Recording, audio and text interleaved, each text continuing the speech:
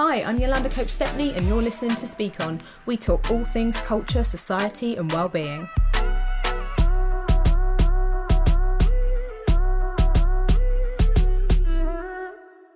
Hi, I'm Yolanda and welcome to Speak On. Today we're going to talk about weight, obesity, body positivity and the fact that Bridget Jones was never overweight. I remember watching that film and eye-rolling at the notion that she was fat, because that's what they call her in the film. I understood that her character was neurotic about it, but as that wasn't the main plot line, it was more about her being single. The film didn't focus on any of the internalized messages or how she got to this point of neuroses. Also, it was a different time. It was a very different time. In 2001, the press made a huge deal about Renee Zellweger losing weight, putting on the weight. They released the regime of how she lost the weight, all her diet tricks, everything. And then when she did lose the weight, they decided she was too thin and then just spent years attacking her for that. And then she put on the weight again for Bridget Jones too. And then they just went back into the cycle of attacking her. Like I said, it was a different time. There was endless, just the press was just ridiculous at that point. This was the time, I want to say press in air quotes. They were obsessed with the size of women and who wore it best. And like every day, women in the public eye had to endure photographers violating their personal space when they were exercising, when they're on the beach, when they're getting out of cars, putting cameras up their skirts. It was just all vile. But thankfully, some of this has changed. And I say some because obviously the press is still obsessed with pitting women against each other and endlessly talking about our bodies. But as social media has evolved, it allows people to curate content directly for their followers that people can relate to, as opposed to content going through gatekeeper editors who decide what's acceptable and what the public should be consuming and what is in the public interest, in air quotes. And as a result of people just being able to put out their own content, the body positive movement and the body positivity movement has really, really flourished, which I think is amazing. Today, I'm speaking to writer and blogger Jess Bacon. She talks a lot about mental health. She talks about body positivity. She just talks about all the lovely things on her Instagram. Thank you so much for joining me, Jess. How are you doing? I'm good, thank you. Thank you so much for having me. Oh, I'm really, really happy that you're here. So yeah, let's just get into it. What are your thoughts on Bridget Jones? Was she overweight? No, and I remember watching it and thinking, oh my God, I wish my legs were as small as Bridget Jones's. Because they were tiny. She was so small. Yeah. And the fact that a very, very petite woman gained 2 stone and then was told she was fat was just, the whole thing was so ironic looking back on it, despite how iconic it was at the time. Mm-hmm. It just seemed so outdated. And while the psychology and the idea of constantly evaluating your weight was something that a lot of people can relate to, because that's kind of pushed on us from a very young age to weigh yourself and compare yourself, that was relatable. But the way it was executed was not at all. Having a very small, slim woman being called fat and being single and being able to be loved while she was fat, even though she was still thin, was just a very complex and inaccurate portrayal of a woman, and a woman that kind of empowered a lot of other people to do the same, which was obviously the opposite of what it should have done. Yeah, absolutely. And I mean, I remember at the time just watching it and thinking, Renee Zellweger is she's a teeny, tiny, tiny lady. And her putting on weight, what does she go up to? They were saying, oh yeah, she's like a size 12. I'm like, that woman is not a size 12. No, I don't know. But even if she was, it wouldn't matter. But also what really struck me at the time is that because there weren't actresses that were famous, really. I suppose there were famous actresses usually on TV, but there were no film actresses that were allowed to be that size and were allowed to really be famous as Renee Zellweger. So they just didn't think, let me just cast someone that's already the weight or size or presents what Bridget Jones should look like. Let's just get this tiny woman to eat some cake. Completely. It's wild. And that's so toxic. And it's the same kind of thing now with trans characters as well. To not let trans actors have the opportunity to play trans characters is mind-blowing.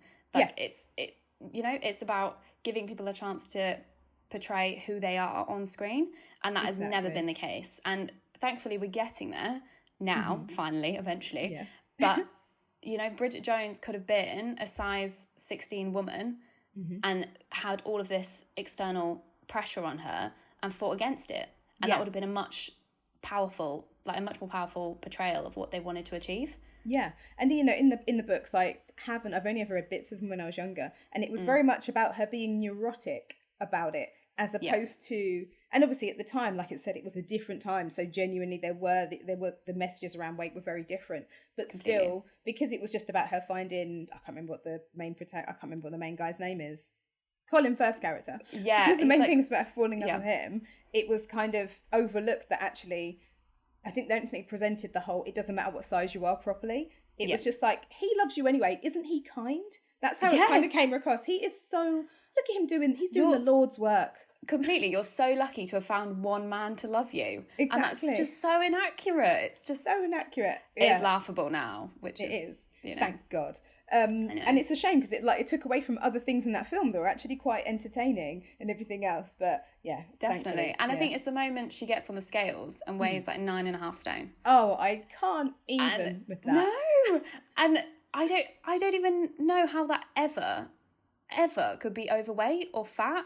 9.5 stone. No, definitely I just not. don't even. No. I can't even comprehend it. And for me personally, like I've always been slightly bigger. I was always bigger than my friends at school. Yeah. And so, you know, watching Bridget Jones and seeing a very small woman be called fat, I was like, well, I do relate. Like people call me fat, and that's just how it is, even though I'm not enormous and I'm not tiny. Yeah. I'm kind of in between, which is the whole like mid-size size now, which is great that it's finally called what it is. Yeah.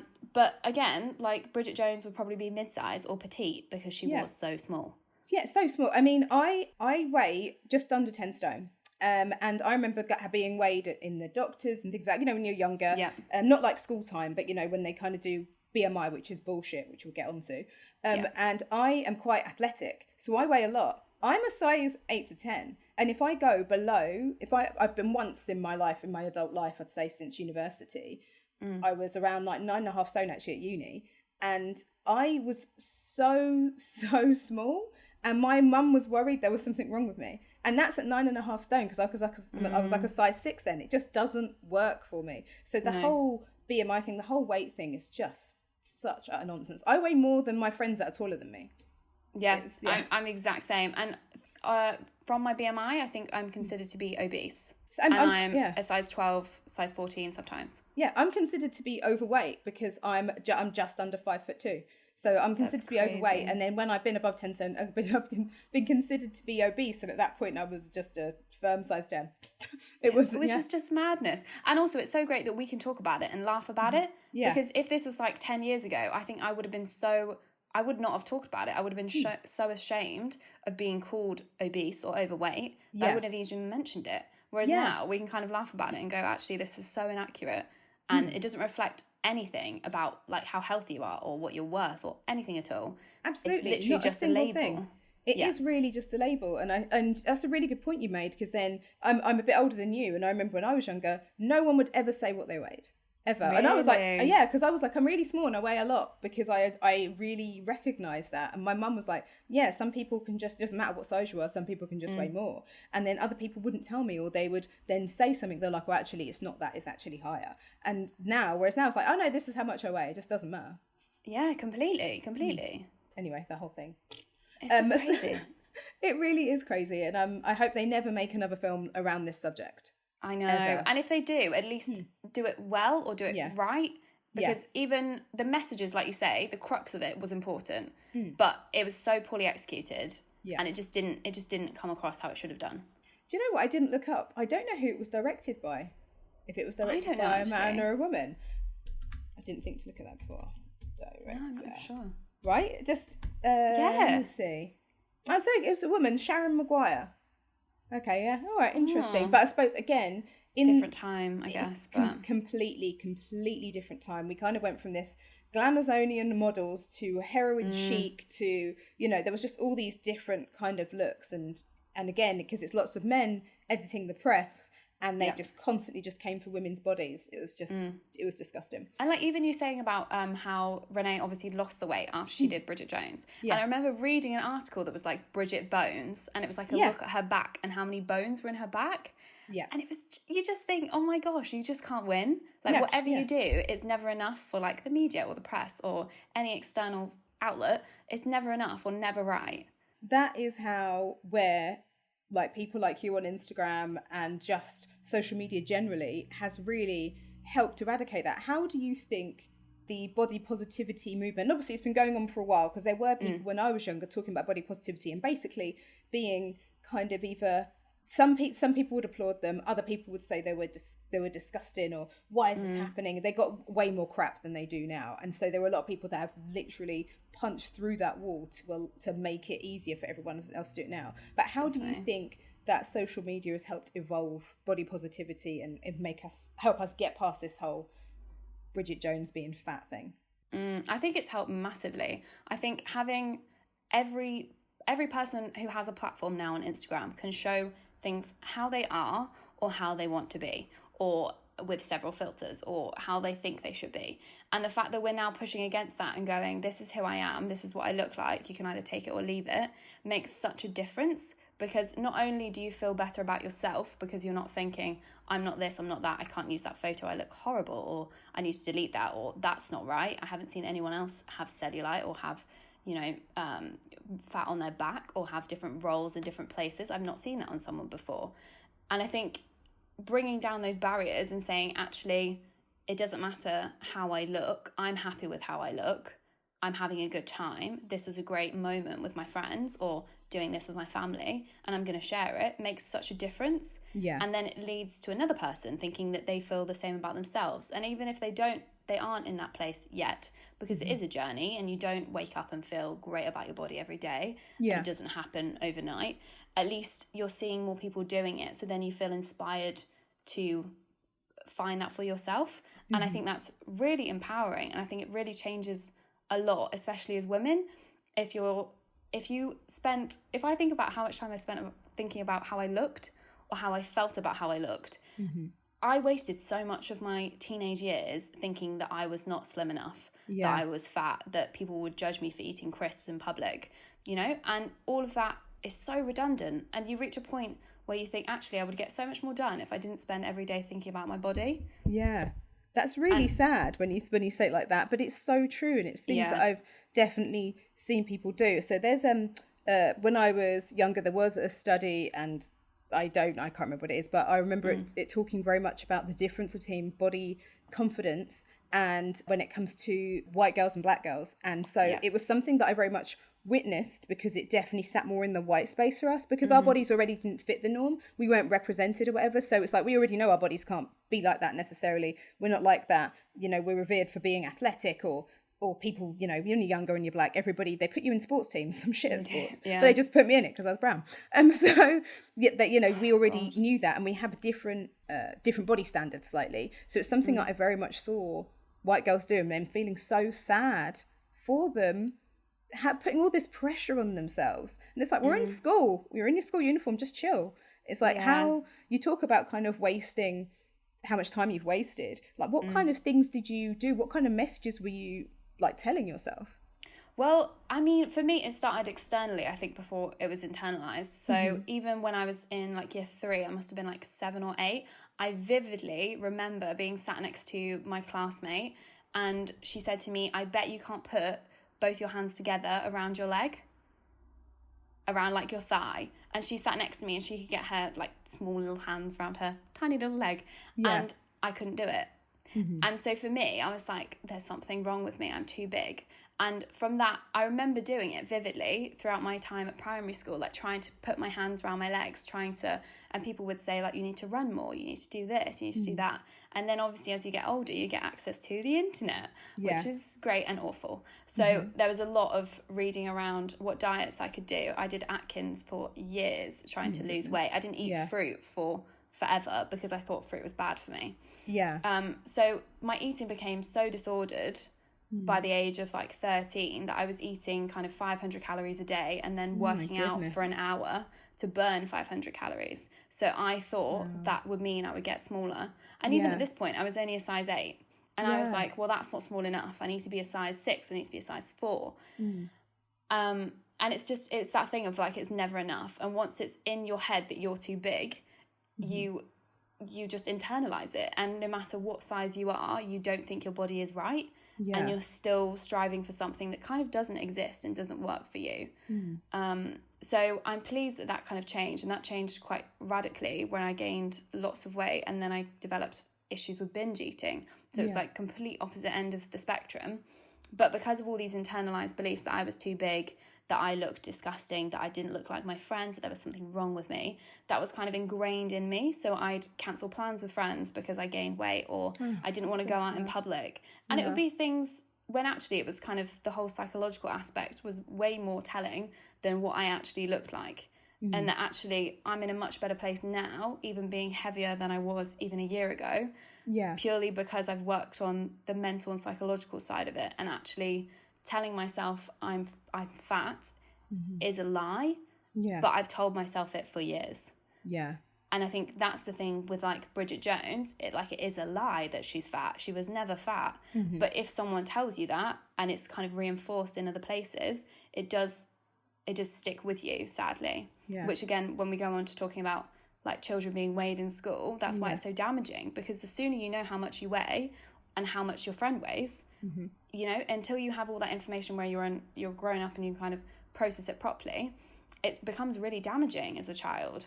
Absolutely. That's so sad. And you know, you were brought up in the time where you had access, you were a digital native, you had access to the internet from a younger age. I remember in magazines, because at that point there was, you could go on the internet maybe at school or whatever, dial up, but it wasn't really accessible in the same way.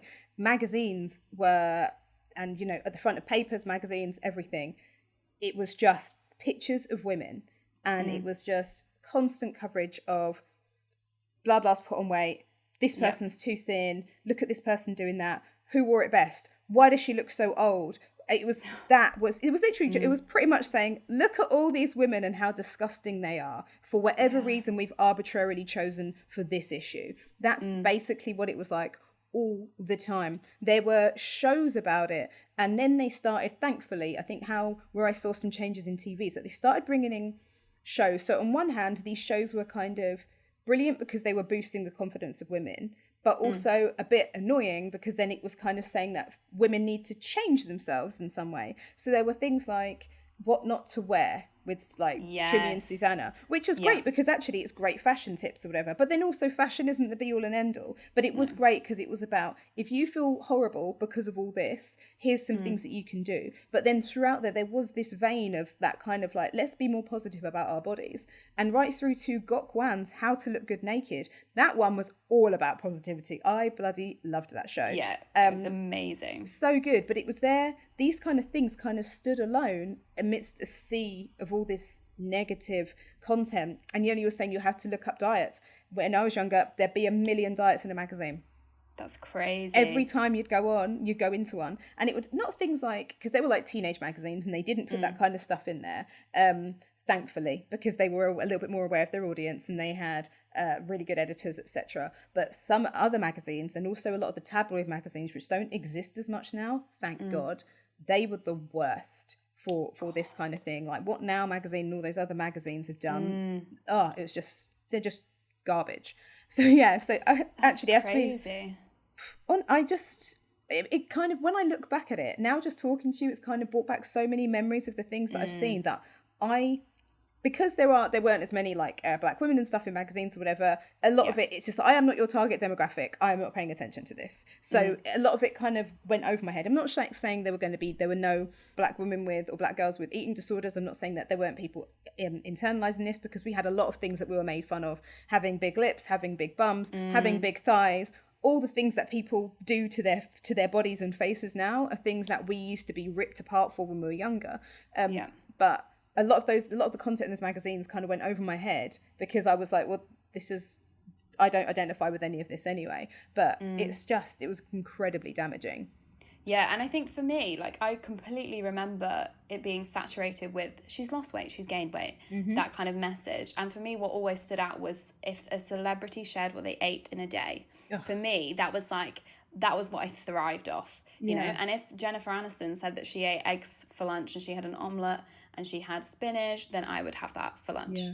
And, you know, and I would follow it like to the T, and I would think, okay, this is what I need to look like. I need to look like that. I need to be that size because this is what I'm seeing everywhere.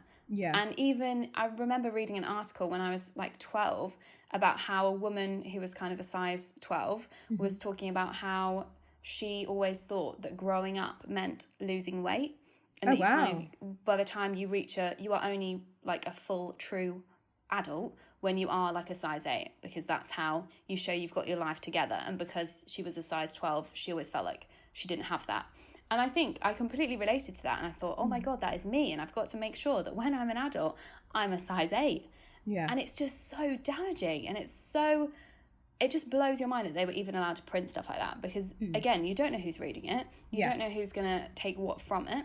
And again, even like you saying that you felt excluded from that, dynamic, but it was still so toxic that there was no black women on the cover of these magazines. Yeah. That again, there wasn't even any space for this kind of discussion for everyone. Yeah, absolutely. And you know that what you've just made me think of as well, at that time that these magazines came out, because there was this big focus on celebrities, female celebrities, they started talking about, there was a lot of like translation and kind of content brought over from the US. Obviously, US clothing sizes are different. So a size 10 is a size 6. Everything is like you take down. It's like 4 down, isn't it? So then they started talking about people being a size 0, which is a size in the US, but isn't a size here.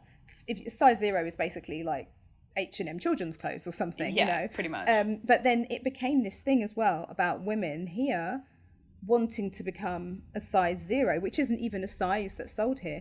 And Louise Redknapp, she actually made a whole show about this, about how damaging it is. So what she did was she illustrated and actually followed all these regimes to get to that size and then show the horrible sizes of it, that side of it. So to be fair, it was like she put herself at great kind of health risk, but what she did was she had doctors assessing her throughout to show how damaging it was, to show what it did to her, like her psychologically, show what it was doing in her relationship. And she got there in the end, she was so miserable and she looked so gaunt, and she was like, it's not worth it. But she just felt compelled to make this show to show people, to illustrate why it was ridiculous.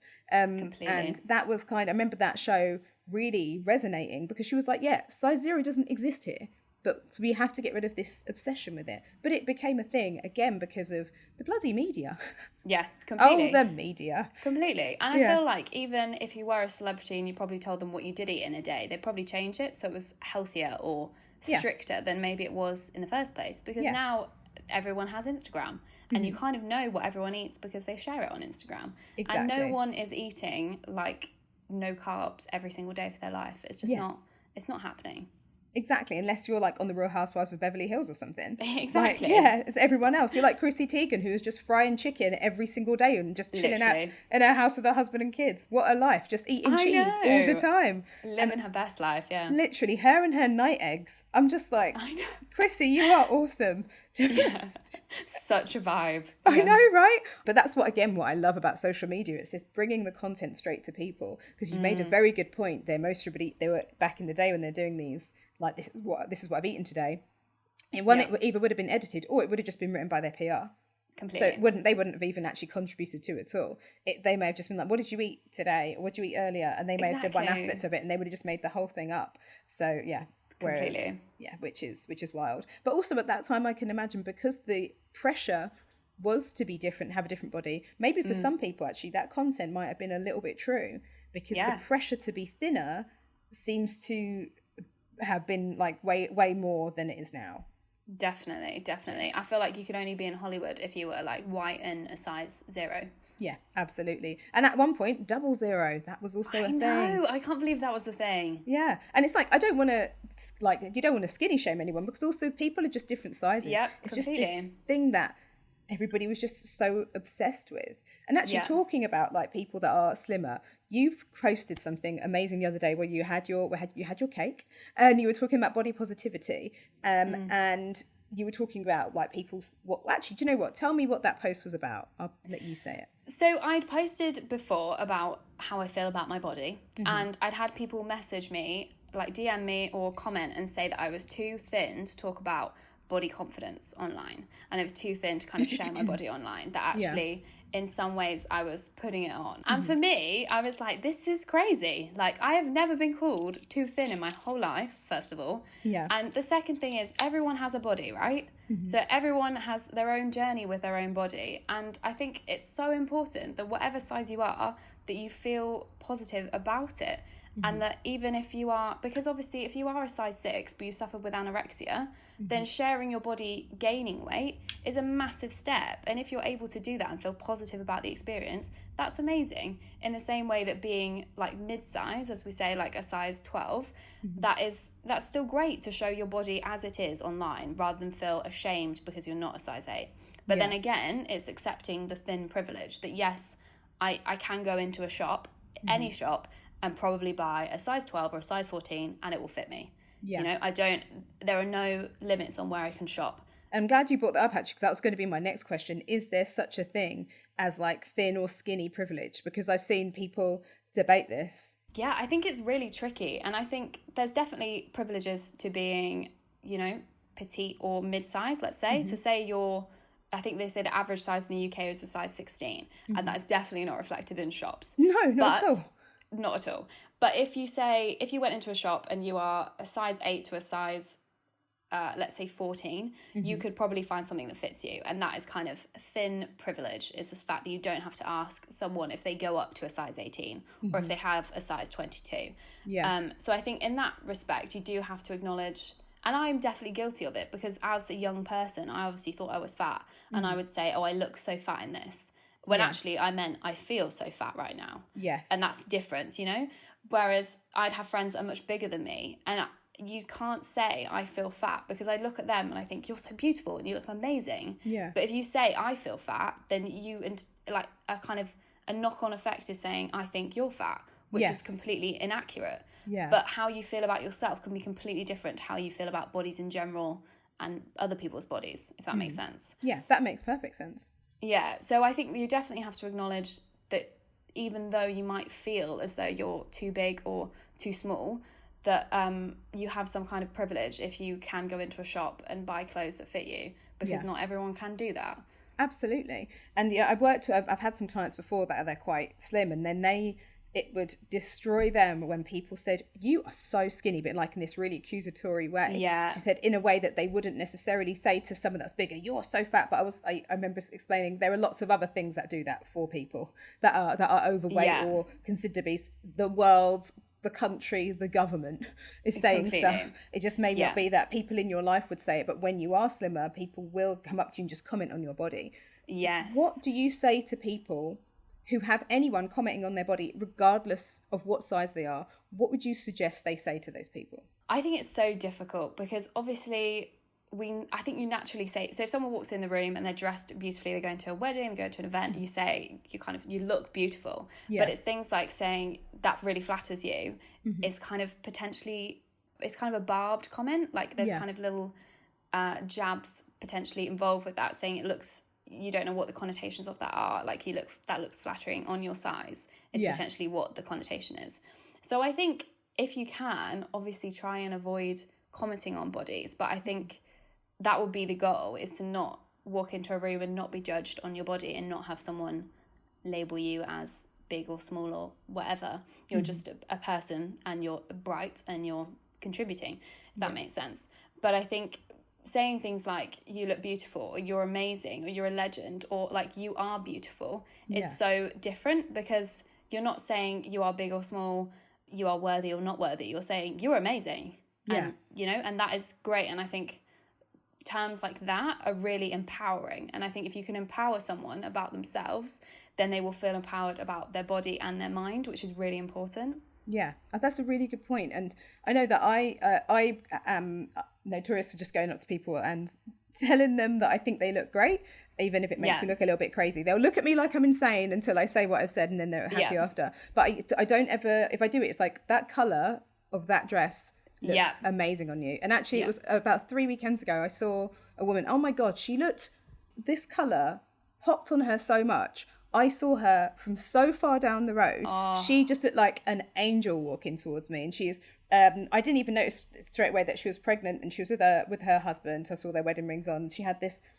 kind of limey, greeny, kind of satiny, like long sleeveless dress on. She just looked insane. And I was like, excuse me. And they both looked at me like, what do you want? And I was like, I just have to say, this colour, it just pops, and you just look so gorgeous in this colour. Yes to this dress. And then I just walked off. But I think that kind of thing, and again, I could do that without commenting on anything to do with her body. There were so many ways to tell people they are amazing or they look amazing that can raise their confidence, or just because genuinely I was like, I just feel like I just felt compelled to tell her. And then I heard her husband say, see, I told you look nice in it. So I didn't even realise that she'd been walking around thinking she didn't look nice.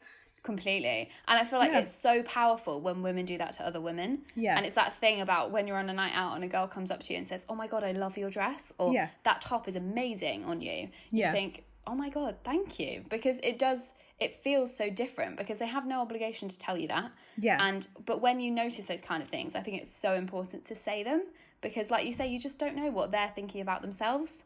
And the likelihood is it won't be as good as what you're about to say to them. So it's worth saying. Exactly. I encourage people to do it. Obviously, don't comment on people's like bodies, but definitely if people look amazing, definitely tell them. Yeah, tell them they look amazing. Yeah, definitely. Absolutely. One of the things that, well, obviously we still have a few subjects to go through, but something popped into my head talking about people looking amazing. Adele. Yeah. What was everyone's obsession? I get it. If somebody's appearance changes, you're like, oh, okay. The way the press went on about Adele losing weight or not, and it had all these like debates online, mainly like why we shouldn't care about it was one of the main things I saw. But so many people saying things, and then magazines apparently started doing polls on her appearance and things. Oh my God! What are your thoughts on the nation, not the world's reaction? Because her post got millions and millions of likes. It was madness, and I looked at it again yesterday, and I thought actually that the reaction was absurd, because Adele, when she releases a new album, that's the kind of reaction you expect, because it is like, oh my God, she's an icon. But it was just absurd. I can't even put into words how bizarre it was. I don't know how many Grammys she has, but she has so many Grammys, so many awards. Yeah. And yet we're saying because she lost weight that we should talk about it. I know. And that's as valuable as winning an award or releasing a new single. Yeah. And it just doesn't relate to anything that she's capable of or who she is as a person. It doesn't change anything. Yes, she's changed. And I thought a lot of it was so negative around the weight loss. And the thing is, why does it matter? It's not your body. Don't comment on it. We don't know the story. And I think a lot of the things that came out, like, oh, I'm on a diet, or she used this diet, or she used that diet, or this is how she lost all that weight. And then I read an article that came up, and it was like, she'd literally given a comment to her publicist, I think, and said something like, oh yeah, well, you know what? I've been through a divorce. It's the heartbreak diet. And I was like, she's not, that's the thing. She's not saying anything about it. And this is a really personal issue to her. And that actually, because she's such a public figure, she's having to share this with everyone. Yeah. And now everyone has an opinion. Yeah. When there is no need. It doesn't change anything she's done or anything she's going to do. She just looks slightly different to what she did before. Exactly. And, she was gorgeous then, she's gorgeous now. Exactly. And she sings like an angel. She will always sing like an angel. Exactly. And let's face it, the most iconic, one of the very many iconic Adele moments was, let's face it, the woman is a walking icon. When literally. The advert where when they first played the beginning of Hello. Yes. That for me is one of the best adverts I've ever seen in my life, because I don't even watch X Factor properly, but when I heard her voice and when I saw that advert, I almost fell off my goddamn seat. Literally. Yeah. But she has that kind of power, and that's the thing, and it's her voice and it's who she is, and she's always been powerful and beautiful and, like you say, completely iconic for our generation. So I just think to focus on her weight is just so redundant compared to everything else. Yeah. Yeah, definitely. Okay, so now talking about that and the nation's obsession, we're going to move on to the National Obesity Forum and the government's drive to tackle lockdown obesity. Okay, I get it. It's been locked down. A lot of people, some people have been exercising like demons. Some people haven't. Obviously, with kids, it's really difficult because parents have got to now be in the house with their kids all the time. They've got to work while schooling them. They've got to homeschool them when they haven't before. They've got to spend every single waking moment with them. you can't take them anywhere, so they haven't got anywhere to run around. They're not even able to expend the amount of energy that they usually expend and burn the amount of calories that how many calories kids burn, a ton, because they're usually running around. Loads, yeah. And so yes, everybody is going to have pretty much put on weight. It is. I feel like we've all just really accepted this because we're in this weird thing where this hasn't happened to the world for a really long time. This hasn't, like, in terms of a pandemic, but also this is brand new for this world that we're in now. But the government, of course, because instead of delivering anything tangible or any PPE, let's just about turn and focus on obesity, because, you know, let's distract from anything that we're crazy. Yeah, exactly, anything that we should be doing. So the National Obesity Forum have called for children to be weighed in school in September to make sure that pupils are losing their lockdown weight gain. So Tam Fry, he's the chairman of the National Obesity Forum, said some children will struggle to fit into their school uniforms. Tam, that's not your problem, hun. Yeah, literally. Yeah, exactly. When they return in September, because they will have spent 6 months snacking and doing little or no exercise. He warned it would be harder than ever for children to exercise at school because they will have to stick to their bubbles. And he said schools have to do something about it. We have to measure them in September and again in spring to see if what has been creeping up during the enforced period of inactivity has been countered by being back at school. I would hope that if a child had a BMI of 19, fucking BMI, that in 6 months it would have come back down. If it hasn't, we are in trouble. He added, what we need is a quick 6-month assessment to establish the percentages of increased obesity and then follow this through with a single annual measurement. This extended measurement program would then catch every child who is piling on the pounds and see them referred to weight management programs. There's a lot of stuff to unpack in here, but before we go through that, and we can go through this line by line, Jamila Jamil had a great response, so I'm going to read it out. Hard pass. Being weighed at school was truly the minute my eating disorder started at 12. I can trace it back to that exact day, understanding that size is not an indicator of health, and just teach children about nutrition, make exercise fun, and stop serving them dog shit at lunch.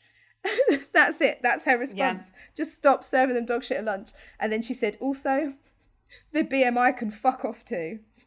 I love that. Literally spot on. Yeah. It is. So, I mean, what are your thoughts on this? There is a ton to unpack in here, but take it away. I mean, there's just loads, isn't there? I feel like, first of all, like weighing children should not be a punishment for them at the end of lockdown, saying they've put on weight, we're going to have to weigh you, like this is your fault that you've put on weight when you've been at home. It's completely unfair because, like you say, this is so unprecedented. We've been told we have to stay at home. Like, so everyone is moving less than they did before because we're all just trying to survive it, right? We're just trying to get through. So I think having it as a punishment, first of all, is ridiculous. And the sooner you start weighing people, whether they are 5 or like 15, the sooner that person is aware of how much they weigh, the sooner everything begins. So the comparison begins, the issues with size and weight and what size you should be and what weight you should be. That all begins. And the longer you can put that off, the better, in my opinion. Like, obviously, if you go to hospital and you have to be weighed, that's fine. But it should never be... You should never need to put a value on your body, especially at such a young age, because it's just so damaging. And I think the comparison can really eat you up as a teenager anyway, because obviously you're kind of, from the beginning of school, you're with people who are your own age. You're all growing and developing at the same time. So you have a direct comparison with you of like 29 other people in your class going through exactly the same thing. So I think starting that process even earlier would just be so detrimental and so damaging to mental health. And I think it's not even about calorie counting. It will just be about this psychologically will be ingrained in them that they are the wrong weight, they are the wrong size, and they will never be able to enjoy exercise or appreciate their body because they'll be so obsessed with the number that it is. Yeah, absolutely. And also, why is it a school's problem? Because schools have got enough to do. Like, everybody always puts everything on schools. Like, teachers don't have enough to do. It's wild. And both, like, my mum was a teacher, my dad was a teacher, so completely they don't have enough people to do everything the government would love them to do. They would love to help children as much as they can, but I don't think this would help children in any way. And obviously with 6 months at home, the priority should be trying to get their learning back up. like Yes. trying to make sure that every child is given the opportunity to learn as much as they can, to catch up on what they've missed, to kind of develop different skills, etc. It should not be about what you weigh is what you're worth, because that is just not accurate in any way. It's just a lie. Yeah. And yeah, I just feel like it just isn't a priority, and it's wild that this has become a priority while food that is unhealthier is cheaper. Like vegetables are more expensive. You know, it's easier to pick up these other things with these special deals. They're like, we're going to ban these special deals, but what about making healthier food cheaper? And all this kind of messaging makes me laugh, because I'm like, it's like Jamie Oliver spent 20 years doing nothing. Jamie Oliver had to fight the government to make them feed his kids a fucking carrot. It's like, please, can you give the kids some vegetables? And he was derided for it. And the fact is that he had to fight for this. And now they're just casually like, well, school's going to have to sort it out. And it's like, so instead of just giving everyone a nutritious lunch and nutritious snacks, and maybe if you feel like you need to take some things off, because let's not pretend some school food when I was younger was dog shit. So as Jamila said, we definitely, there are ways they can do it without it being this thing where it's like, now we're going to weigh you. It seems like something that Trunchbull would do. It's horrible. It's horrible. Yeah, it is. And it's so cruel. Like, it is just borderline cruel. Like, and I think you've hit the nail on the head there with Jamie Oliver, because what has been going on for like this, he's been trying to do this his whole life. Like throughout the 2000s, this is what he's been doing. Yeah. And only now they're thinking, oh, actually, we should probably address this. Yeah, but even then, they're still not even really making it about the school meals. They're still taking the responsibility out of their own hands, and it's like and it's like they just want to make. My dad, he used to be a school governor, and he was saying one of the problems that the school that he was school governor of, that was great, and it's one of the things that he worked on was like the finance and making sure that things that kids didn't miss out because of restrictions in money. But he was like, the school cafeteria shouldn't be profit making. No. They pay for lunch. We need to feed them what they paid for. We need to feed them lunch. There are ways to make healthy food within this budget without it being a money-making exercise. So if that could be stripped back from it, and we could focus on just feeding them properly, and we all know that people can be fed fed for less money, because Jack Monroe told us this. Yeah. She proved it already that it can be the case if you know how to cook, and if you're taught how to cook and you're taught about nutrition. But we can't if vegetable price and everything else are too high, and we can't if schools are just giving you burgers made out of suspect stuff. Yeah, exactly. And that's the thing, like, none of this is accessible at the moment. Like, having a pasta salad for 99p should be an option if you're going to give a burger for 99p. Yeah. Like, and you can't blame parents for giving kids a McDonald's as a treat if they can't go and do the same out at a restaurant, or if they can't get fast food that's healthy, because that might be all they can offer their children. And I don't think there's any shame in that at all. But I think, again, like you say, this knowledge isn't accessible. Why are children not taught how to cook or how to make meals? Even at secondary school, but at primary school, when they're too young to do that for themselves, that should already be happening in school. There should be the right school meals available, and even things like having a vegan or a vegetarian option, which would be much cheaper and easier to make, is again as an alternative. And there is no reason why that couldn't happen in schools across England already. Absolutely. It's like when I was younger, I had school, sometimes I had school meals, but on the whole, my nan was a chef. So when I stayed at my nan's, I used to have the dopest lunches. I'd open it up, and she'd be like, here's some thinly sliced beef and all these vegetables. She fully used to give me a little meal, but everything was super healthy. It was, homemade. But again, it's because I lived with someone that had that skill. And then my mum is an amazing cook as well. Yeah. And she used to have a cafe and a bakery. So again, everything I got was really nutritious, and it was healthy, because that's what we had access to. And they had access to be able to understand how to make things as cheap as possible, etc., and make ingredients last. And that's definitely something we need to work on. But I'm going to go over, because we've been talking for a little while now, and we're going to have to wrap up in a minute. But I want us to touch on BMI as as our closing part. Let's talk about BMI. I want to close on what your thoughts on BMI are. I mean, it's just wrong. It doesn't make any sense, does it? It doesn't. I don't know what the science is behind it, because whatever it is, it's wrong. Yeah. And I think it's just damaging to really limit what healthy is and what healthy can be, and just give it a one size fits all kind of number, because it's just not the case. And like we were saying before, if I'm classed as obese, you know, at a size 12, that is just laughable. It's just completely inaccurate. And I think for some people it can just be really damaging. And I think the fact we still use it as a way to measure health is just wrong on so many different levels. And the fact that children, especially, if we take their BMI at 11, they might be classed as overweight, but they might grow a foot and then they'll be classed as healthy. So, you know, it doesn't mean anything. It's just a number. And to give yourself another number to compare to other numbers that you're given for your body is just so detrimental, especially to mental health. Absolutely. Brilliant. So I think just remove the labels, you know? Yeah, that's a really good. I like that. Yeah, remove the labels, but also fuck the scales. Completely. As well. Yeah. Let's trash those motherfuckers. Yeah. Get rid of them. Just burn them all, except for when you're measuring like ingredients for cake, you need that. Yeah, that's quite important. Food is a science. But Exactly. apart from that, just get rid of them. Thank you so much for joining me today. Where would you like to be found on the internet? So you can find me at jessicakatie.com or at jessbacon on Instagram. Brilliant. Thank you so much, Jess. It's been lovely to talk to you. And do you know what? I'm going to have to get you back on because I feel like there's way more we need to talk about. There's so much to talk about, isn't there? We could talk forever. Definitely. Thank you so much, hon. Bye. You're so welcome.